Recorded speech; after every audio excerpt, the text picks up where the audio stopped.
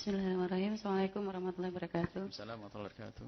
Buya kemarin tempat baca satu tulisan gitu ya, yang ditulis oleh orang yang senang membid'ahkan, yang mungkin ya memang akidah mereka salah dan akidah kita adalah benar.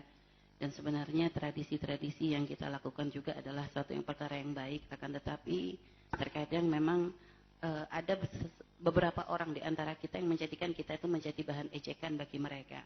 Sehingga ada tulisan bahwa sekarang ini Al-Quran dijadikan nyanyian, sholawatan jadi dangdutan, sehingga dan majelis jadi lawakan gitu ya. Dan memang kalau kita lihat di beberapa majelis kadang ya di dalam baca sholawat Nabi, mohon maaf kadang mengambil lagu-lagu yang tidak pantas dan sebagainya Bu ya. Mungkin batasan-batasan supaya tidak sampai kita sendiri memang dijadikan bahan olokan oleh mereka itu seperti apa Bu ya. Dan juga menyampaikan pesan, ada ada yang pesan Bu ya, jamaah hari Ahad, bahwa yang di belakang-belakang tuh kadang pengen tanya Bu ya, tapi mic-nya nggak pernah sampai. Mungkin bagi tim, mungkin ada yang pergi ke belakang di situ untuk mungkin misalnya membagikan kepada yang di bagian belakang. Baik, terima kasih. Assalamualaikum warahmatullahi wabarakatuh. Lah ini, mohon maaf, ada sebagian orang membid'ahkan kita ahli sunnati wal jamaati asy'ariyati. Cuman kadang memang kesalahan di kita ini, tidak mau belajar. Mulai dari maulid Nabi kita suka membawa hadis palsu. Ini kita ini bermasalah juga. Makanya kita harus kritik ke dalam. Membawa hadis Nabi kita masalah maulid Nabi, man a'adzama maulidi wajabat syafaati, hadis palsu sering diangkat di mimbar kadang oleh kita sendiri. Maulid Nabi tidak pakai hujah palsu. Maulid Nabi mengagungkan Nabi sallallahu alaihi wasallam, dan Nabi adalah syiar Allah harus diagungkan dan kita harus bergembira terus dengan Nabi. Ini adalah hujah secara umum. Kadang kita itu kepleset bawa riwayat-riwayat palsu. Satu. Kadang kita tidak ngerti ilmu ngomong. Tawasul ini selama ini yang sering kita dengar, tawasul itu apa sih? Lu tawasul kok nggak boleh? Ini biasanya Ustadz males nggak mau belajar. Tawasul itu kan seperti begini. Kalau kita mau ketemu Pak Presiden Sujah lewat anaknya, pakai perantara. Loh, tawasul bukan membuat perantara seperti itu. Itu salah, bukan begitu. Misalnya ada orang ketemu seorang kiai susah karena Pak Kiainya sibuk dan sebagainya. Nanti lewat perantara murid terdekatnya. Itu tawasul. Oh, bukan gitu. Ini loh yang mendefinisikan ustadznya malas belajar. Tawasul tidak begitu. Tawasul itu adalah dalam hadis Sayyidina Utsman bin Hunayf. Mintanya kepada Allah, ma inni atawajjah, mintanya kepada Allah membawa sesuatu yang dicintai oleh Allah, itu tawasul. Karena salah mendefinisikan menjadikan kita itu dibid'ah-bid'ahkan, itu salahnya kita. Ada tasawuf yang ngaco, nggak mau sholat, dikit-dikit ketemu Allah, mau macam-macam aneh-aneh. Ketemu Nabi Muhammad langsung, tapi dia akhlaknya nggak benar, diingkari oleh orang-orang lain. Jadi memang sebagian kita ini memang melanggar. Ada tasawuf sempalan, tasawuf palsu yang aneh-aneh. Itu yang merusak kita. Akidah kita benar, manhaj kita benar. Maka dengan ilmu, apa sih tawasul? Tahlil itu apa sih? Ada sebagian orang mendefinisikan tahlil hanya sederhana. Orang tahlilan kok nggak boleh tuh gimana sih maksudnya? Orang nggak ketemu tahlilan mengucapkan la ilaha illallah. Bukan itu yang dimaksud tahlil, itu ada definisinya. Sehingga kita harus mendefinisikan tahlil yang dilakukan ahli tahlil dengan benar. Agar dipahami oleh mereka dengan benar. Bukan mengucapkan la ilaha illallah saja. Tahlil itu dalam bahasan besar. Maknanya ihda ustawa, menghadiahkan pahala untuk orang meninggal dunia. Boleh atau tidak. Kemudian berkumpul orang makan. Boleh atau tidak. 3 hari 7 hari itu gimana hukumnya. Jadi bukan sekedar. Karena nggak ngaji ya. Tahlilan kok nggak boleh. Itu provokasi fitnah juga itu. Terus amalan-amalan yang aneh. Wah ini, amalan yang aneh ini ya.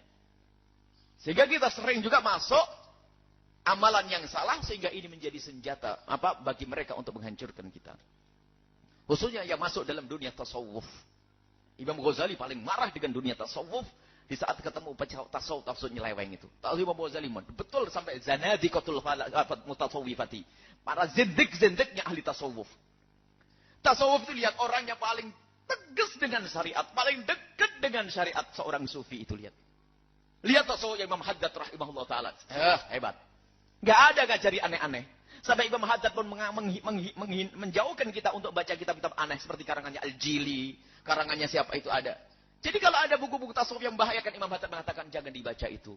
Karena dia ditulis dalam keadaan dia tenggelam lautan cinta, maka tidak bisa nalarnya orang biasa membaca itu. Jangan dibaca. Khususan iya, tapi tidak disebarkan. Sekarang juga aneh. Sebab ada ahli tasawuf masuk ke Madinah langsung aku ngobrol dengan Nabi sallallahu alaihi wasallam. Apa itu? Imam Haddad, Imam Kusyairi dalam risalah Kusyairiyahnya. Maka tasawuf itu ada manhajnya. Manhaj tasawuf adalah harus dibangun di atas syariat yang benar. Nah, sekarang ini permasalahannya juga guru tasawuf sendiri, kata Dr. Muhammad Said Rahmatul Al-Buti.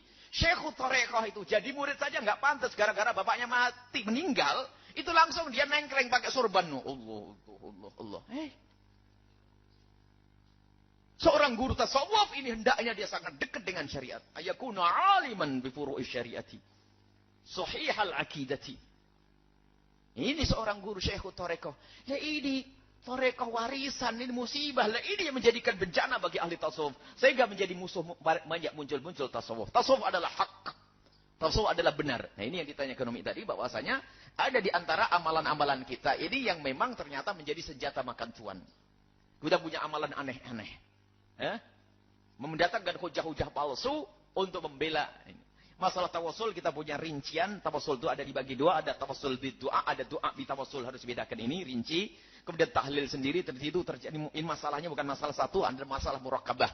Di antara masalah idah ustawab, masalah 3 hari. Kemudian masalah kumpul makan di rumahnya orang mayit. Itu boleh tidak. Ini harus bahas rinci. Kemudian apa lagi yang setelah ini dibahas? Masalah ayatul sifat ada manhaj sendiri. Masalah talqin ada hujah sendiri. Ternyata masuk bab khilaf. Apa lagi? Jadi ada pembahasan ilmiah. Bukan hanya waktu ngeliwat saja katanya begini, sehingga hujahnya hujah katanya. Ini bermasalah ini. Menjadikan hantaman untuk akidah kita. Termasuklah ini kita sholawat itu, lihat sholawat itu dengan penuh kekhusyuan. Mohon kami himbau. Lah sholawat kalau bahasa syiarnya dangdut, ini kan problem ini. Kalau sholawat, baca sholawat yang khusyuk, dzikir. Mohon maaf, kita ingin menghindarkan. Memang ada penyanyi-penyanyi dangdut yang kemudian kembali ke jalan Allah. Banyak. Bahkan di majelis kita itu ada yang hadir dari menyanyi tidak apa, kita doakan semoga besok tidak nyanyi lagi. Nah, bingung dia. Hadir ada kalau di acara di mana? Di televisi selalu dihadirkan. Nah, ya sudah kita doain semoga setelah ini tidak jadi penyanyi lagi. Nah ini. Kita doakan semuanya untuk kembali jalan yang benar. Akan tapi syiar fasik, syiar buka perut, syiar goyang pinggul. Ini enggak benar lah kok dimasukkan ke sholawat. Lah ini kita yang merusak. Kayak kekurangan lagu saja. Baca lagu yang benar. Allahumma sholli ala Muhammad yang enak. Dengan lagu-lagu yang indah. Jangan lagu kita. Lah yang dipakai lagu yang terkenal, yang goyang pinggul itu misalnya. Akhirnya kata ibu-ibu yang mendengar. Bagusan lagu goyang pinggulnya daripada sholawatnya Bu Haji ini. Karena suaranya Bu Haji sudah cempreng, nggak enak, waduh, tatonya suara yang dangdutan itu apa? Semoga penyanyi dangdut yang dengar suaranya jadi ahli surga semuanya.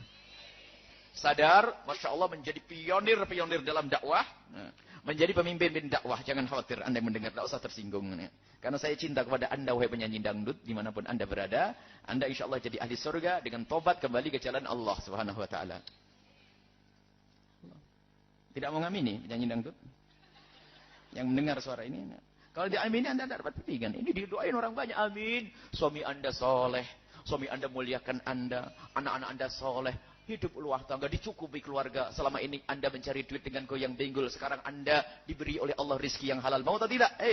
Penyanyi dangdut nih. Karena kita membawa ini. InsyaAllah. Allah mengangkat siapapun bisa. Orang terjerumus dalam kubang kehinaan. Bisa saja besok diangkat oleh Allah menjadi mulia. Asalkan Anda mau ngamini serius. Amin. Baik, itu saja. Jadi jangan. Pakai lagu wajar-wajar saja. Jangan Anda mengangkat syiarnya orang fasik. Apalagi dia pakai rekaman yang bagus, musik yang bagus, yang gini-gini. Wah, Anda pakai keteprang. Tidak usah pakai yang demikian itu ya. Kemudian masalah musik. Hendaknya musik itu bukan syiarnya orang fasik. Pakai hadrah, rebana, dan seterusnya. Itu adalah yang akan membangun kemuliaan. Assalamualaikum warahmatullahi wabarakatuh. Salam. Ini Bu ya, saya sudah kurang lebih 7 bulan lah nemu uang 3 juta. Apa itu? Nemu uang 7 juta. 3 juta di masjid Bu ya. Terus saya ngomong gitu tuh, kalau dalam waktu setiap tolong diumumkan, terus dalam waktu tahun enggak ini. Jadi saya mau ngasih ke situ 1 juta, terus yang lebihnya saya mau kasihin ke yang lain gitu yang membutuhkan. Tapi ya nggak tahu harus gimana lah. Gitu. Udah. Assalamualaikum warahmatullahi wabarakatuh. Waalaikumsalam warahmatullahi wabarakatuh. Ada orang menemukan uang, namanya luqatah. Siapapun yang menemukan uang di tempatnya negerinya kaum muslimin, itu adalah tidak boleh langsung diambil. Cuman sekarang itu karena memang ilmu tidak ada, akhlak nggak ada. Kalau sudah nemu barang di jalan seolah-olah sudah milikku. Aku nemu rezeki, aku nemu rezeki, aku nemu rezeki. Bukan, itu bukan milik kita. Jadi yang kita temu, jadi dilihat. Kalau barang itu sekiranya barang yang tidak bakal dicari-cari, pulpen. Ada pulpen jatuh, diumumkan. Siapa kehilangan pulpen seperti ini? Awas, awas, kehilangan pulpen, saya kasih tempo loh ya. Kalau ini hanya sempat 3 kali. Bahkan ada yang mengatakan sekali sudah cukup kalau ringan. Kalau tidak ada yang cari boleh dipakai. Tapi kalau barang yang sekiranya bakal dicari sama yang punya. Kalau duit 3 juta dicari nggak kira-kira? Dicari. Maka itu termasuk barang gede. Maka mengumumkannya adalah sebagian ulama mengatakan setahun. Setiap hari dalam seminggu. Di tempat hilangnya dan tempat keramaian. Pasar atau masjid. Setiap hari dalam seminggu. Setelah setiap hari dalam seminggu, sebulan sekali. Nah, sebulan sekali. Dan nanti setelah itu hari raya. Jadi misalnya ibu nemukan hari ini. Setiap hari ibu umumkan 1, 2, 3 sampai seminggu. Setelah seminggu, minggu depan, minggu depan, minggu depan. Seminggu sekali. Umumnya adalah hari Jumat tempat berkumpulnya orang di masjid. Diumumkan ada yang barang hilang, duit 3 juta. Kalau tidak ada, tunggu sebulan lagi, sebulan lagi, sebulan lagi. Pas hari raya, melewati hari raya. Hari raya kan ada orang banyak. Diumumkan di alun-alun apa? Ini kehilangan duit 3 juta. Nggak ada. Ibu boleh pakai. Halal dipakai. Halal dipakai. Halal saja. Bukan dimiliki, sebagian ulama mengatakan halal. Kalau orangnya nggak nyari, ibu sampai mati halal. Tapi kalau orangnya datang, sudah terlanjur habis, ganti. Nah, ganti. Baik. Dan boleh ibu sedekahkan ke masjid, nggak apa-apa. Cuman ingat bu, hebat ibu, mending seperti itu. Kalau orangnya datang nagih, ibu tombokin itu. Jadi pahala, baik, nggak apa-apa. Jadi jangan tamak dengan duitnya orang. Nemu itu kan maksudnya. Ini saja, semoga Allah memberikan kepada kita kejujuran. Dan itu namanya amanat. Kecuali Anda di sebuah tempat yang itu adalah tanah mubah, misalnya di tengah hutan yang tidak ada hak, tidak ada pemiliknya. Anda menggali sebuah tanah, ternyata di situ apa? Ada emasnya. Dan emas itu ada gambar patung dan ini. Maka ini namanya rikas, barang temuan, ya. Itu halal buat Anda dan dizakati. Tapi kalau di tanahnya tetangga, ya nggak boleh. Tanah tetangga kalau ada emas satu gunung, gunungnya tetangga. Haram kita mengambilnya. Apapun yang tertanam di tanahnya tetangga, ya miliknya tetangga. Kadang ada orang pergi ke sawah ya, gali-gali di sawah ada emas. Milik siapa itu? Milik yang punya sawah. Karena dia ada sawahnya ya. Ya itu baik. Itu saja. Semoga Allah benar-benar memberikan kepada kita rasa takut untuk melanggar amanat.